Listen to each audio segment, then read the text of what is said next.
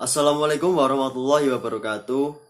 Perkenalkan, nama saya Muhammad Zainul Ibad, NIM 43020190041. Di sini saya akan menjelaskan tentang kepemimpinan dan konflik dalam manajemen diri dan organisasi. Yang pertama adalah kepemimpinan dan konflik. Kepemimpinan dan konflik ini memiliki sebuah hubungan. Bagaimana kepemimpinan nanti digunakan dalam menyelesaikan konflik. Baik itu konflik dalam diri maupun konflik dalam organisasi. Di sini juga kita akan membahas tentang pengertian macam-macam atau jenis, fungsi, individu, organisasi dari kepemimpinan dan konflik ini. Kemudian kepemimpinan Islam dan kepemimpinan Barat. Kepemimpinan dalam konsep Islam adalah keseimbangan antara kepemimpinan dengan konsep duniawi maupun ukhrawi. Menggapai tujuan yang hakiki lebih dari sekedar tujuan organisasi yang bersifat sementara. Kepemimpinan dalam Islam seperti yang terkandung dalam surat Al-Baqarah ayat 30 merupakan bagaimana kita menjadi pemimpin bagi diri kita sendiri terlebih dahulu sebelum kita menjadi pemimpin bagi orang lain. Jadi kepemimpinan pada sudut pandang Islam ini adalah kepemimpinan adalah sebuah amanah dan tanggung jawab yang tidak hanya dipertanggungjawabkan kepada sama manusia ataupun anggota organisasi, akan tapi kepada Allah Subhanahu wa taala. Berbeda dengan kepemimpinan dalam pandangan Barat, yaitu kepemimpinan adalah proses atau usaha dalam memberikan pengaruh dari pemimpin, yaitu orang yang memberikan pengaruh kepada orang yang dipengaruhi untuk mau mengikuti apa yang diinginkan oleh pemimpin tersebut.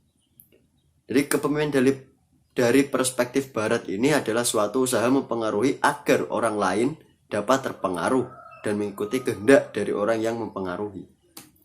Kemudian kita menuju ke konflik. Kita tidak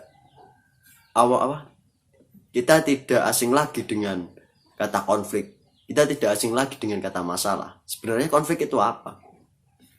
Dalam KBBI, konflik adalah percecokan, perselisihan, pertentangan.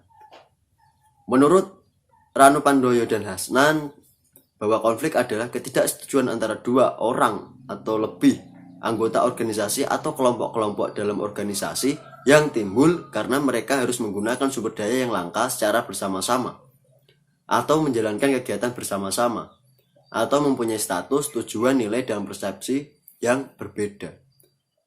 Selain itu juga ada beberapa konflik. Menurut Robin, konflik merupakan hal yang dapat meningkatkan kualitas organisasi. Terdapat 3 pandangan dari konflik menurut Robin, yaitu pandangan tradisional, yaitu bahwa konflik merupakan hal yang dianggap negatif, hal yang dapat merusak, baik itu antar individu maupun individu dengan kelompok ataupun kelompok dengan kelompok. Yang kedua adalah pandangan bahwa konflik itu karena hubungan manusia. Kita pasti tahu bahwa organisasi adalah sebuah alat, sebuah wadah yang digunakan dalam menggapai tujuan cita-cita bersama. Jadi organisasi ini merupakan kumpulan orang-orang yang memiliki cita-cita yang sama. Jadi dari interaksi antar individu, organisasi memiliki heterogenitas individu, berasal dari berbagai anggota, berbagai karakter, berbagai sifat, berbagai sikap, berbagai pola pemikiran, berbagai individu yang memiliki kepentingan berbeda, berbagai individu yang memiliki ambisi yang berbeda. Dari interaksi yang terjadi antar individu ini muncullah konflik, perselisihan karena perbedaan pandangan, perbedaan pendapat, perbedaan ambisi, perbedaan tujuan, seperti itu. Yang ketiga adalah pandangan interaksionis, yaitu cenderung mendorong suatu kelompok atau organisasi terjadinya konflik. Hal ini disebabkan suatu organisasi yang kooperatif, tenang, damai, dan serasi cenderung menjadi statis, apatis, tidak aspiratif, dan tidak inovatif. Jadi ini adalah sebuah konflik yang sengaja dibuat untuk meningkatkan kinerja organisasi atau meningkatkan daya kekuatan dari organisasi tersebut. Kemudian bentuk-bentuk konflik. Yang pertama adalah berdasarkan sifatnya. Yang pertama ada konflik destruktif. merupakan konflik yang muncul karena adanya perasaan tidak senang, rasa benci dan dendam dari seseorang ataupun kelompok kepada pihak lain. Nah, dari konflik ini biasanya menimbulkan hal-hal yang negatif, seperti konflik ini kemudian menimbulkan bentrokan-bentrokan fisik yang mengakibatkan adanya korban, seperti itu. Yang kedua adalah konflik yang bersifat konstruktif, yaitu konflik yang bersifat fungsional. Konflik ini muncul karena adanya perbedaan pendapat dari kelompok-kelompok dalam menghadapi suatu permasalahan. Jadi konflik konstruktif ini terjadi karena adanya perbedaan pandangan atau sudut pandang atau cara pemikiran dari individu satu dengan individu yang lain maupun kelompok satu dengan kelompok yang lain. Nah, ini adalah akan menghasilkan suatu konsensus dari berbagai pendapat tersebut dan menghasilkan suatu perbaikan. Jadi misalnya adalah perbedaan pendapat dalam sebuah organisasi untuk mengambil keputusan ataupun kebijakan. Di sini ada beberapa pendapat yang saling berselisih. Akan tapi dari berbagai pendapat tersebut, kemudian kita bisa melakukan perbaikan bagi organisasi tersebut. Kemudian yang kedua adalah bentuk konflik berdasarkan posisi pelaku yang berkonflik. Konflik vertikal yang pertama yaitu merupakan konflik antar komponen masyarakat di dalam suatu struktur yang memiliki hierarki. Contohnya adalah konflik yang terjadi antara atasan dengan bawahan dalam sebuah kantor atau organisasi. Yang kedua, konflik horizontal merupakan konflik yang terjadi antara individu atau kelompok yang memiliki kedudukan yang relatif sama. Misalnya, staf dengan staf, manajer dengan manajer, kemudian kepala bagian dengan kepala bagian. Nah, ini adalah konflik dengan kedudukan yang sama dalam sebuah organisasi. Kemudian ketika konflik ini diangkat menjadi konflik kelompok antara organisasi masyarakat satu dengan organisasi masyarakat yang lain, saling berkonflik karena memiliki kedudukan yang sama dan memiliki kepentingan yang sama, tetapi dengan ambisinya masing-masing, seperti itu. Yang ketiga adalah konflik diagonal, merupakan konflik yang terjadi karena adanya ketidakadilan alokasi sumber daya ke seluruh organisasi sehingga menimbulkan pertentangan yang ekstrim. Kita lanjut kepada macam-macam konflik. Yang pertama di sini ada konflik individu dengan dirinya sendiri. Yang kedua konflik antar individu. Yang ketiga konflik antar individu dengan kelompok. Yang keempat adalah konflik antar kelompok dengan kelompok. Jadi konflik individu dengan dirinya sendiri. Maksudnya gimana? Ini adalah konflik interpersonal. Jadi seseorang dia memiliki masalah dengan dirinya sendiri. Allah SWT memberikan manusia pembeda dari hewan adalah yang pertama rasionalitas dan juga kecenderungan untuk bertuhan, hati. Nah, kita sering menemui fenomena sekarang ini banyak orang-orang yang memiliki masalah dengan dirinya sendiri atau tidak selesai dengan dirinya sendiri.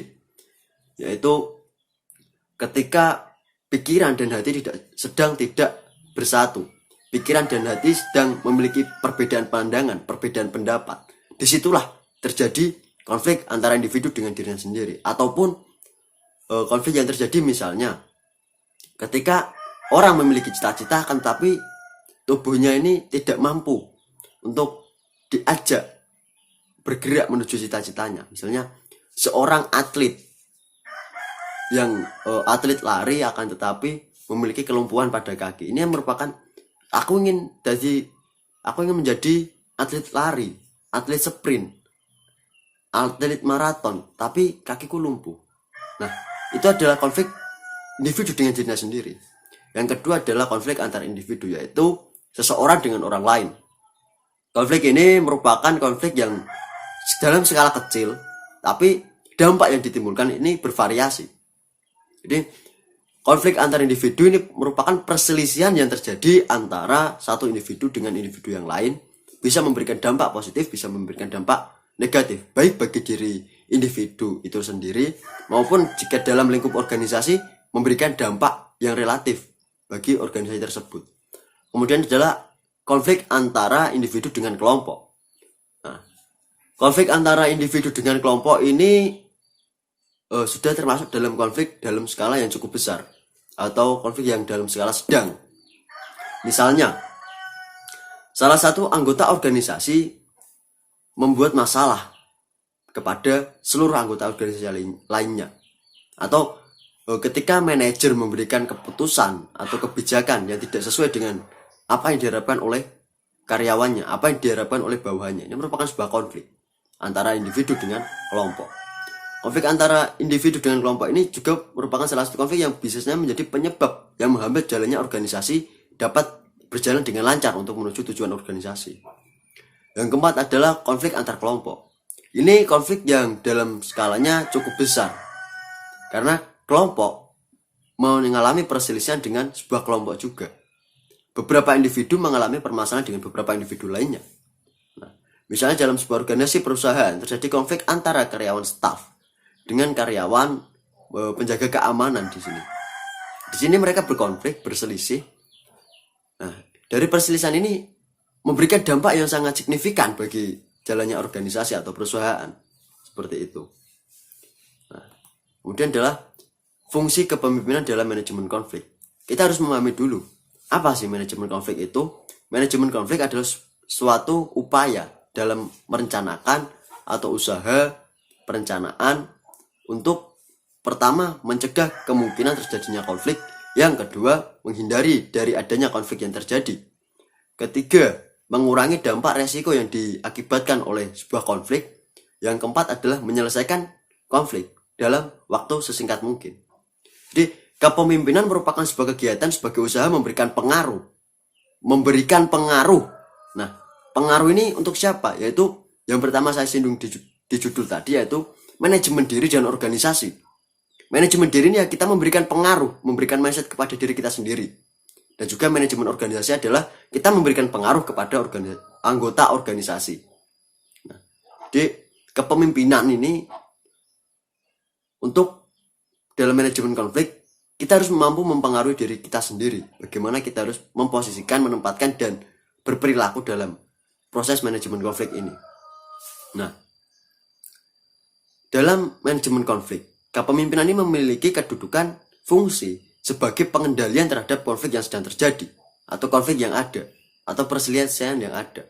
Dalam sebuah organisasi, kepemimpinan memiliki pengaruh yang sangat besar dalam menghadapi konflik yang terjadi dalam organisasi, baik itu konflik internal organisasi maupun konflik eksternal organisasi.